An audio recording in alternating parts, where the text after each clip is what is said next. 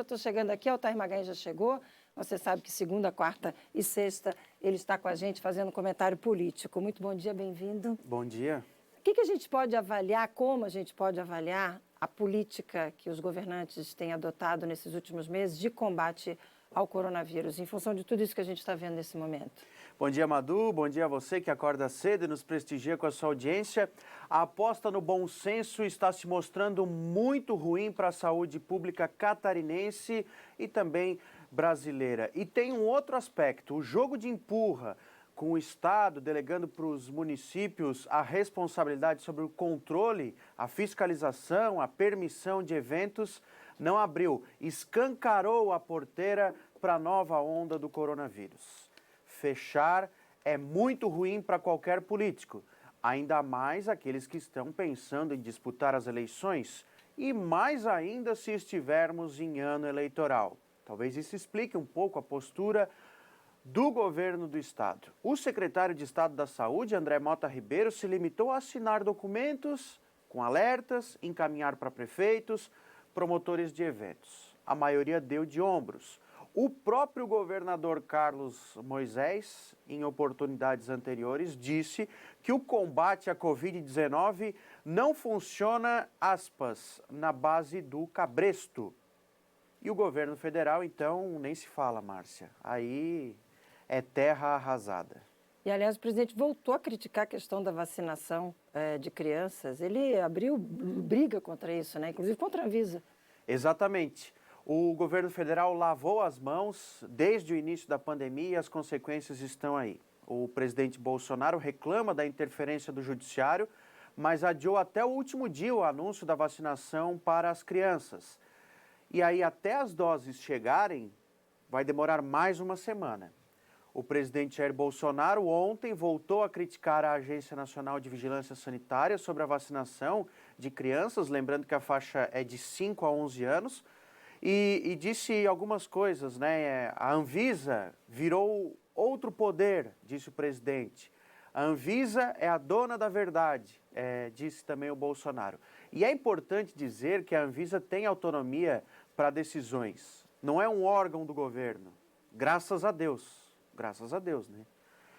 O presidente Bolsonaro, em alguns momentos, inclusive ontem, ele concedeu uma entrevista de manhã e fez a tradicional live no final do dia.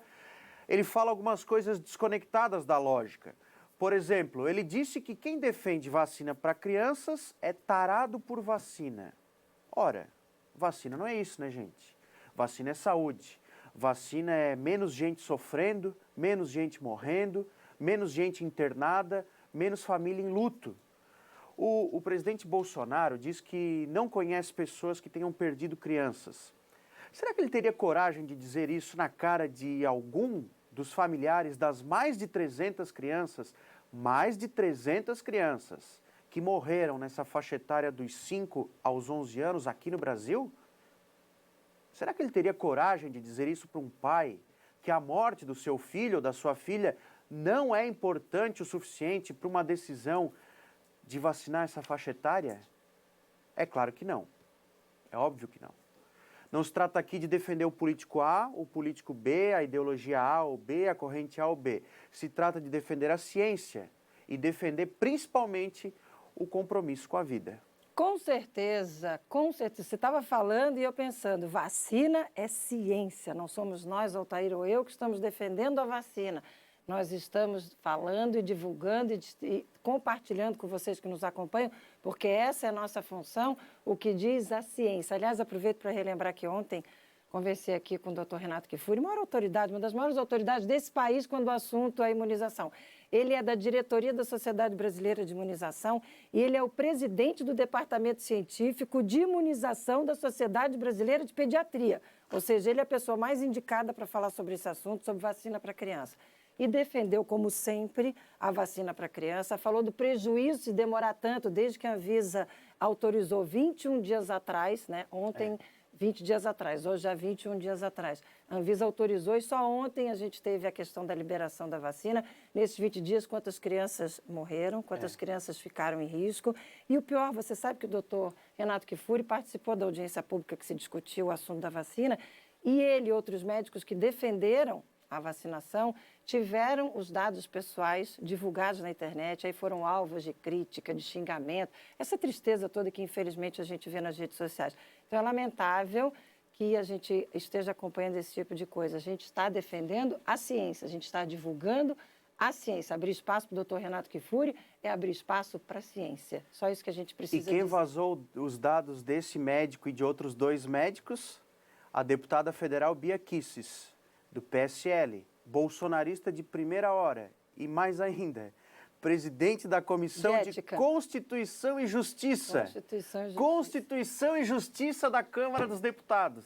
Aí ela pega, durante a audiência pública mesmo, ela pega, vaza os dados, coloca nos grupos, aí espalha aquela coisa, né? Não, muito Pode triste. esperar, daqui a pouco na nossa rede social aí, vai começar.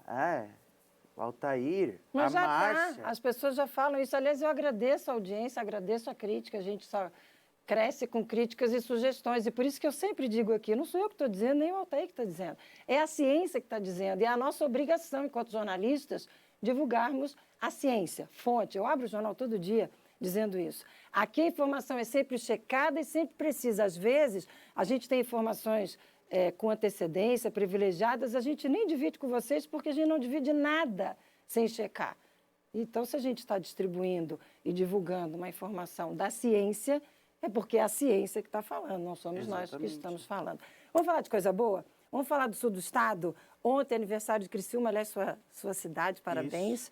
Pelo aniversário de Criciúma, chegou a bela notícia da sanção do presidente Jair Bolsonaro para aquele projeto que prorroga a atividade do carvão no complexo termoelétrico Jorge Lacerda. Aqui no estado, o governador Carlos Moisés também sancionou a lei que vai permitir todo um trâmite bacana, preservando empregos, também para a região do sul do estado. Então, notícia boa para o sul do estado, né? É verdade, é uma notícia que acaba evitando uma crise social e econômica muito forte na região.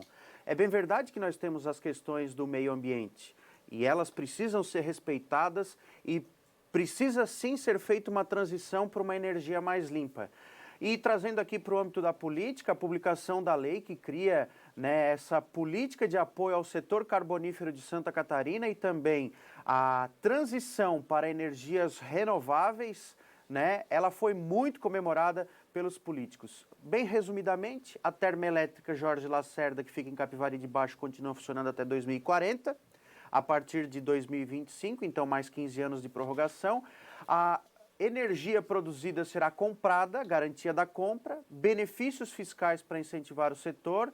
Aí, parênteses, esses benefícios vão ser pagos por todos nós. Essa conta vai ser rateada em toda a sociedade brasileira. Não tem almoço grátis, mas esse é um setor importante para Santa Catarina. E o mais importante de tudo isso, até lá, até 2040, uma transição para novas energias renováveis nesse compromisso de neutralizar a emissão de carbono até 2050. Muito bem. Obrigada, Altair. Bom final de semana para você. Segunda você está de volta? Estamos de volta.